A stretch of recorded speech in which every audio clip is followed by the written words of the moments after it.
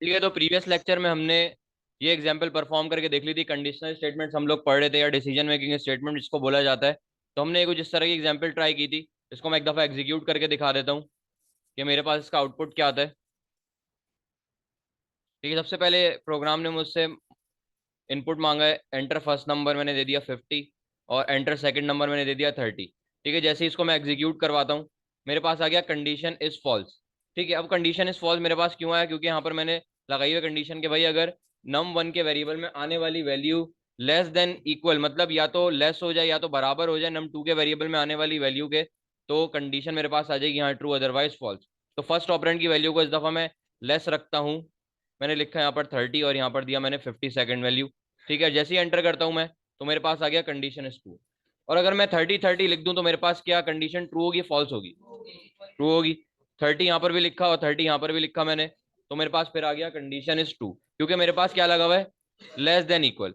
अगर less than equal की जगह मैं यहाँ पर ग्रेटर देन इक्वल लगा दूं और 30 30 लिखता हूँ, तो मेरे पास क्या होगा?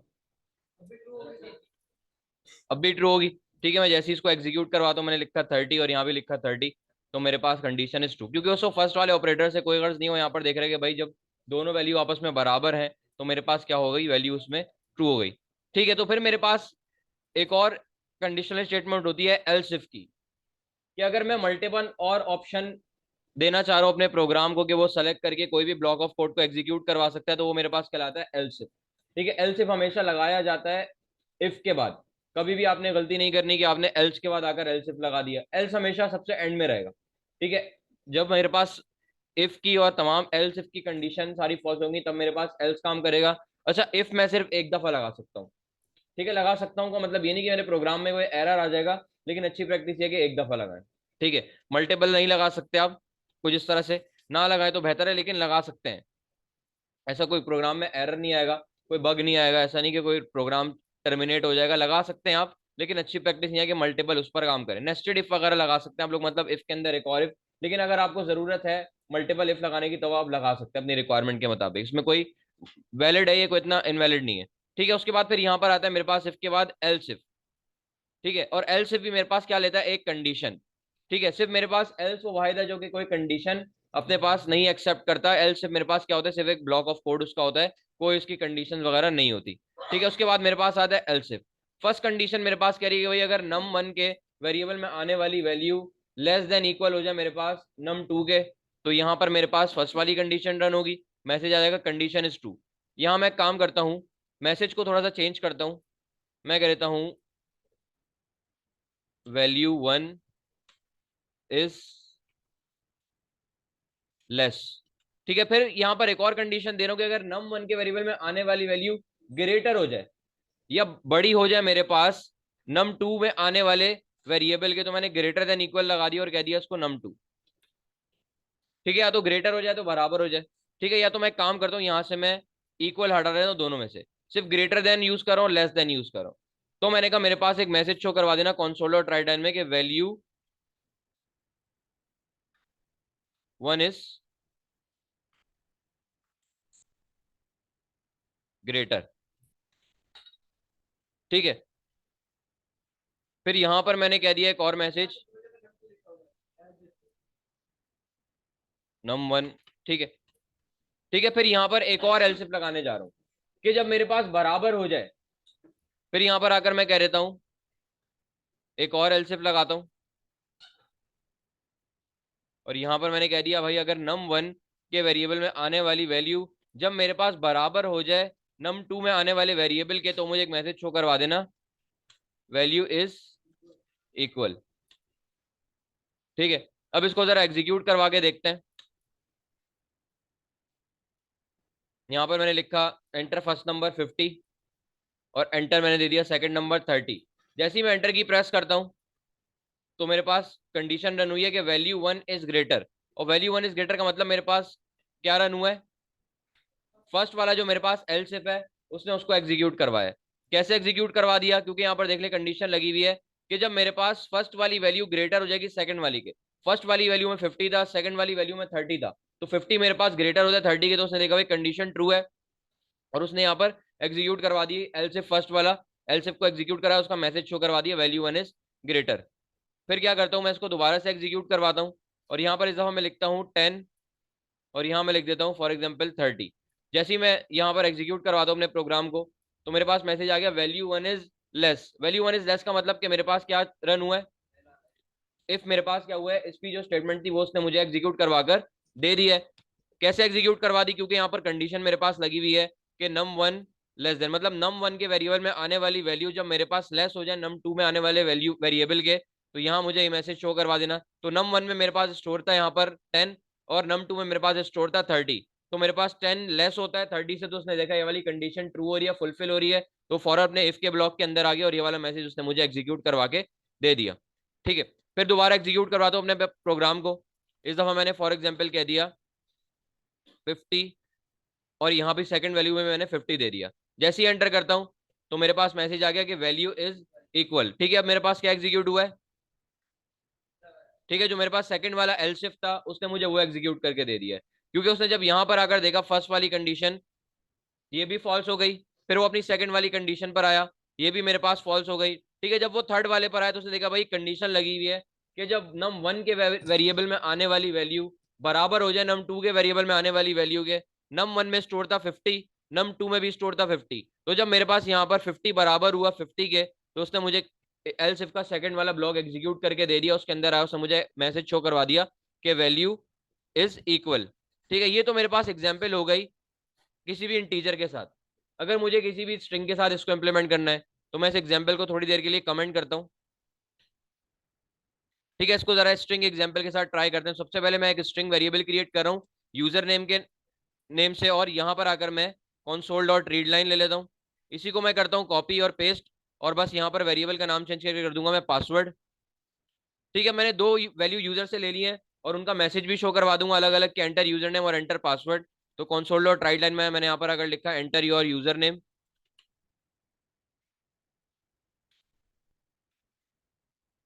और यहाँ लिख देते हैं एंटर योर पासवर्ड। और यहाँ पर अगर सिंपल मैं दोनों पर कंडीशन लगाऊंगा। ठीक है, अब मैं ये दोनों पर कंडीशन लगा रहा हूं। सबसे पहले बात करते हैं यहाँ पर यूजर नेम की, कि मैंने कहा भाई अगर यूजर नेम के वेरिएबल में आने वाली वैल्यू जब मेरे पास बराबर हो जाए फॉर एग्जांपल एडमिन के, तो यहाँ पर console डॉट राइट लाइन में मुझे एक मैसेज शो करवाना लॉग इन सक्सेसफुल। ठीक है, अभी मैं पासवर्ड वाली कंडीशन पर काम अभी नहीं कर रहा, सक्सेसफुल। ठीक है, एल्स वरना मुझे शो करवा देना इनकरेक्ट यूजर नेम।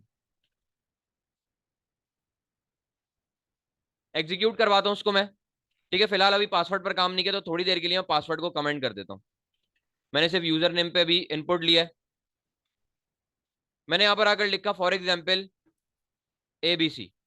जैसे ही एंटर की प्रेस करता हूं तो मेरे पास आ गया इनकरेक्ट यूजर नेम, मतलब मेरे पास क्योंकि ABC मेरे पास बराबर नहीं हो रहा इस एडमिन के, जो मैंने यहां पर आकर लिखा है कि यूजर नेम के वेरिएबल में भी वैल्यू गई है ABC और वो मेरे पास बराबर नहीं हो रही एडमिन की, तो इस वजह से मेरे पास इफ की कंडीशन फॉल्स हुई। और जैसे ही मेरे पास इफ की कंडीशन फॉल्स हुई वो आ गया एल्स पर और उसने मुझे एक मैसेज शो करवा दिया कि इनकरेक्ट यूजर नेम। ठीक है, फिर अपने प्रोग्राम को एग्जीक्यूट करवाते हैं। इस दफा मैंने यहां पर आकर दिया एडमिन और जैसे ही एंटर की प्रेस करता हूं मैं तो मेरे पास आ गया मैसेज लॉग इन सक्सेसफुल। मतलब यहां पर जब यूजर नेम के वेरिएबल में आने वाली जो वैल्यू है वो एडमिन के बराबर हो गई, तो उसने इफ की कंडीशन को एग्जीक्यूट करवा दी और यहां पर जैसे ही एग्जीक्यूट करवाया उसने मुझे ब्लॉक्स के अंदर आकर एक मैसेज डिस्प्ले करवा दिया लॉग इन सक्सेसफुल। ठीक है, लेकिन अगर फॉर एग्जाम्पल मेरे पास मल्टीपल यूजर हो, मेरे पास एडमिन के साथ साथ कोई मेरे पास एम्प्लॉय भी है या कोई और यूजर भी है जो कि क्या कर सकता है, लॉग इन कर सकता है। ठीक है, फिर यहां पर आकर मैंने लिखा एल्स इफ। ठीक है, जिस तरह से मैंने यहां पर फर्स्ट वाली कंडीशन के बाद लिखा था एल्स इफ, तो अब यहां पर भी मैं लिखूंगा एल्स इफ। और यहां पर मैं यहां पर लिखा यूजर नेम के जब वेरिएबल में आने वाली वैल्यू जब मेरे पास बराबर हो जाए यूजर के, ठीक है, तो भी मुझे क्या मैसेज शो करवा देना, तो भी मुझे ये अलाउ कर देना कि मेरे पास मैसेज आ जाए लॉग इन सक्सेसफुल।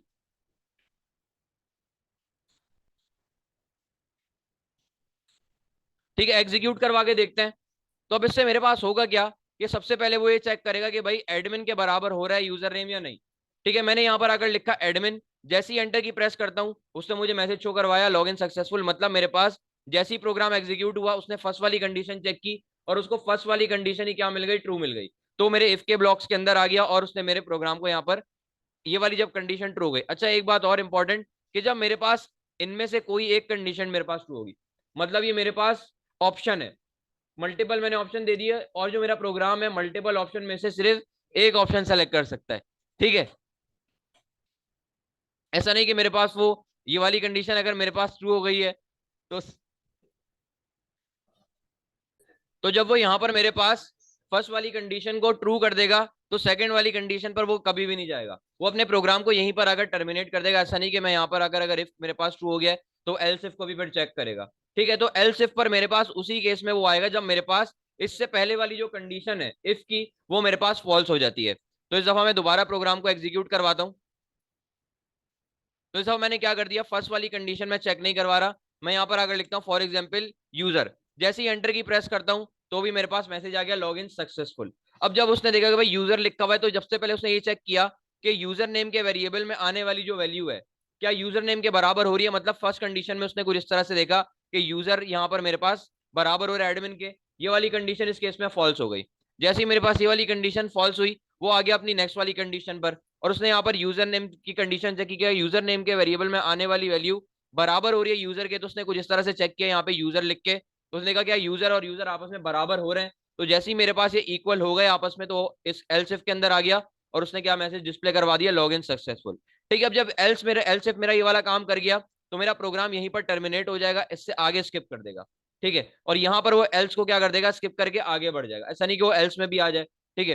फिर अगर मेरे पास जब दोनों ही कंडीशन मेरे पास ये फॉल्स हो जाती है, जब दोनों ऑप्शन ही इसके पास नहीं है तो वो मेरे पास क्या रन कर देगा एल्स को, कि जब ना तो मेरे पास यूजर नेम बराबर हो रहा है एडमिन के ना तो मेरे पास यूजर नेम बराबर हो रहा है यूजर के, तो मेरे पास रन करेगा अपने एल्स को। एग्जीक्यूट करवा के दिखा देता हूँ। मैंने फॉर एग्जाम्पल कोई भी रैंडम सा यूजर नेम दे दिया, मैंने कह दिया एबीसी, जैसे ही मैं एंटर की प्रेस करता हूँ यहाँ पर तो मेरे पास मैसेज आ गया इनकरेक्ट यूजर नेम, ठीक है। तो यहाँ पर जैसे उसने चेक किया ना तो मेरे पास एबीसी बराबर हो रहा है एडमिन के ना तो मेरे पास एबीसी बराबर हो रहा है यूजर के, तो अगला मेरे पास उसके पास क्या बचा सिर्फ एल्स, और एल्स में मेरे पास कोई कंडीशन नहीं लगाई जाती तो वो मेरे पास एल्स उसी वक्त काम करेगा जब मेरे पास इफ की और एल्स इफ की तमाम कंडीशन फॉल्स हो चुकी होंगी, ठीक है।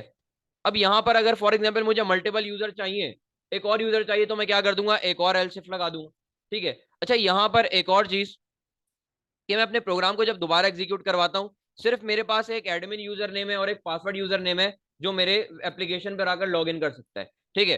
इस दफा मैंने यहाँ पर आकर दिया एडमिन, एंटर की प्रेस करता हूँ जैसे ही मैं मेरे पास आ गया इनकरेक्ट यूजर नेम, क्यों, केस सेंसिटिव है। तो मैंने यहां पर आकर क्या कर दिया ए मैंने कैपिटल कर दिया, जबकि मैंने कंडीशन किसके लिए मैंने चेक करवाई है लोअर केस के लिए टोटली स्मॉल है। अब तो यहां पर अगर मुझे फॉर एग्जाम्पल यहां पर अगर मैं अपर केस भी दे देता हूं, मैंने यहां पर आकर दे दिया अपर केस, मैंने कैपिटल में लिखा एडमिन, जैसे ही एंटर की प्रेस करता हूं तब भी मेरे पास आ गया इनकरेक्ट यूजर नेम। तो इस चीज को ओवरकम करने के लिए मुझे क्या करना पड़ेगा, अब एक तो ये कर लू मैं कि यहां पर मैंने एडमिन चेक करवाया है किसके लिए, लोअर केस के लिए।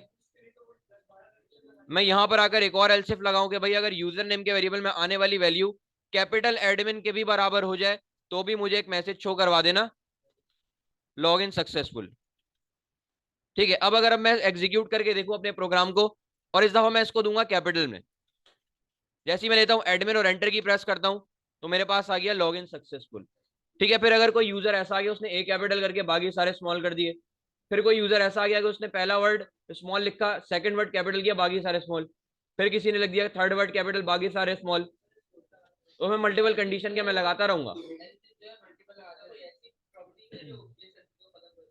हाँ तो यहां पर मुझे क्या करना पड़ेगा कि सबसे पहले तो मुझे ये देखना पड़ेगा कि जो मैं कंडीशन चेक करवा रहा हूँ यूजर नेम की वो मैं लोअर केस में करवा रहा हूँ या अपर केस में करवा रहा हूँ।